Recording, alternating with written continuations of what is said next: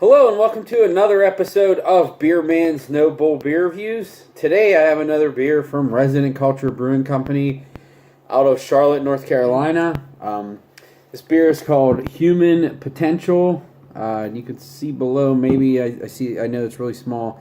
It says Triple India Pale Ale, and it is 9.5 ABV. So I say anything above 9, I guess I would consider it.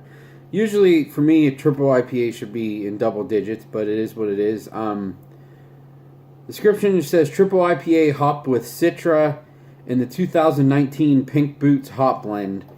So, if you're not familiar with the Pink Boots Society is, it is a female-only member. And I don't want to.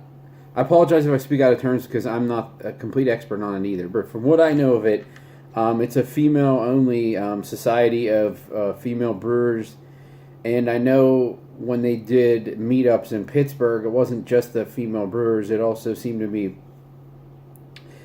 significant others of male brewers who also helped in the brewing process, but weren't necessarily like the master brewer.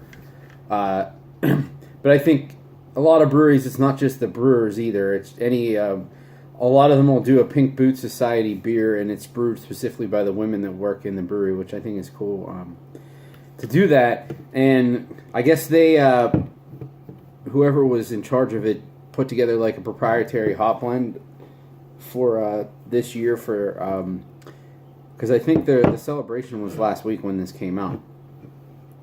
And there's like 8 different hops in it, so I honestly don't remember every single one that's in it. But it's actually cool that it's a big blend of things, because that should probably make this better.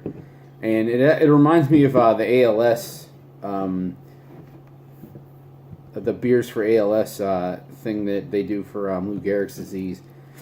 And they have a proprietary hop blend that everyone uses for those beers. So it's something similar to that. It's just for a different reason. Anyways, I think that's all I'm going to say about it. I'm going to crack it open and see what we got. Trying to get the excess water out of there.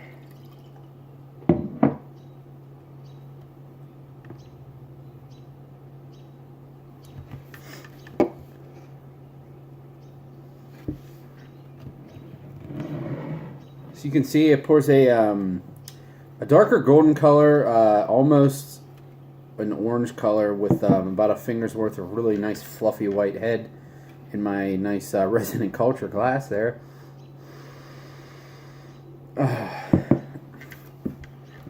That really does. I was going to use the word mishmash, but a lot of people probably think that has a negative connotation. It really doesn't, though, the way that I'm going to use it here. It does seem just like a mishmash of a bunch of different hops, because it's not really leaning in any one direction. I mean, I'm definitely getting some earthy resonance, dank character. There's some pineapple, which is reminding me like a mosaic. There's a little bit of peach and oranginess, but I would say to me it's kind of leaning towards the dank and pineapple character more than the tropical. But you can definitely pick up both sides of it, which makes sense considering there's Citra in there. Yeah, it smells really, really nice. I'm excited.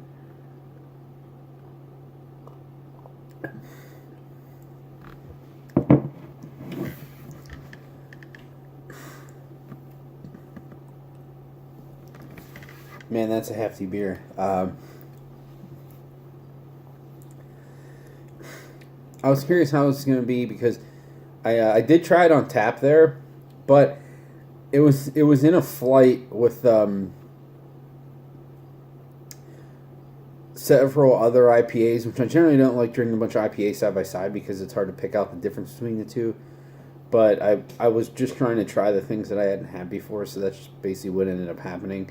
So, like I said, I did try this, but I feel like I couldn't get a full appreciation for it because I was drinking it amidst other hoppy beers.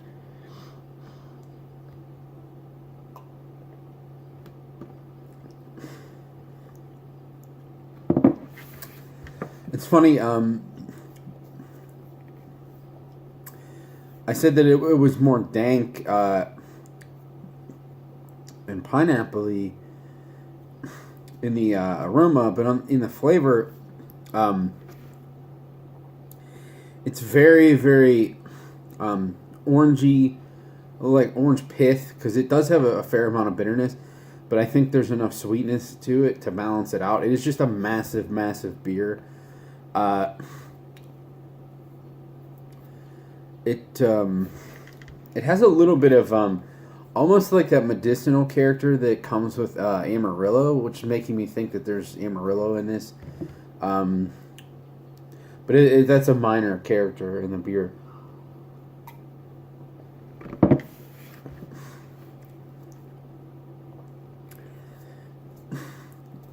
I mean, this thing really is kind of like just everything is turned up to 11. It is super freaking juicy, but it's also fairly bitter. It's not crazy. Well, it just has balance, I'll say that. So it's super juicy and flavorful, but it's very bitter and very sweet at the same time, which kind of balance each other out. Where kind of those things you really ignore, and you get the flavor and then like some booze in the swallow, because those things really can't be offset. But the sweetness and the bitterness kind of offset each other. But if you really pay attention and trying to look for one or the other, it is definitely sweet and it is definitely bitter. Excuse me. But I mean, obviously, look at it. It looks like orange juice. This thing is so chock full of hop. I would really be interested to know how many pounds.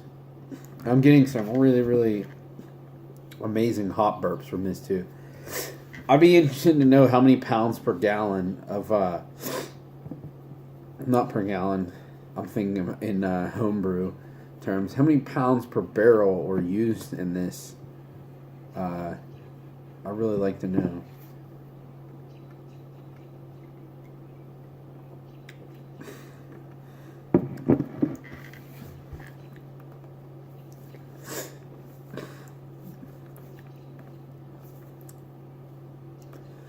Yeah, and I mean, like their other beers, the body is very, very soft. This one does come off like a little syrupy just because it is so big, but with everything else that it's got going for it, I still really like it. I think it's good. This is one that, like, if I did buy a 4-pack of it, but even then I split it with some people, just because these huge IPAs, I generally don't want to drink more than one in one night. I would drink like one a week or something like that. I wouldn't drink more than one a week. Like, you can't drink several of those, not just because of how strong it is, but it just the flavor and the bitterness is like so big that it would wear down on you. Like, I have no problem finishing this can, and I think it's really, really great. But I couldn't imagine like drinking a growler or like a 64-ounce growler of this that in one day. That would be insane. And then not to mention that you'd be pretty intoxicated too. But if you drank it, in the normal level of drinking like a pale ale and a growler or something, yeah, you'd be pretty messed up. But overall, I think I don't like this as much as like their regular double IPAs that are like 8%, but you can't really compare the two. Just that extra boost of 1.5% seems to really make a difference in these double IPAs, double to triple IPAs. I did see on their website they had this listed as 10%. So maybe they made the label for this originally and it ended up bigger than they originally expected, but they figured it was close enough. They didn't want to get new labels made, because I know some breweries do that. If it was actually 10%, I would actually believe this, because it tastes huge. But there's enough hops and enough balance between the bitterness and the sweetness to keep it in line and not stray too far. So I would definitely like to drink more of this. I just couldn't drink a lot like in a short period of time. So I'm still going to call this a buy. I would for sure buy it again. I really like it. It's just a massive IPA, and not for the lighthearted for sure. But another winner for these guys. And this thing is so chock full of hops. I feel like 2 months after this, like I could open one of these 2 months after it was canned and it would still be good. That most of their stuff is like Dancing Gnome. It's almost a little green up front, but then when you give it a little bit of time, it turns into something special. So, yeah, that's all I got in this one. Please like, comment, subscribe. Let me know what you think, and I look forward to doing the next one. Thanks.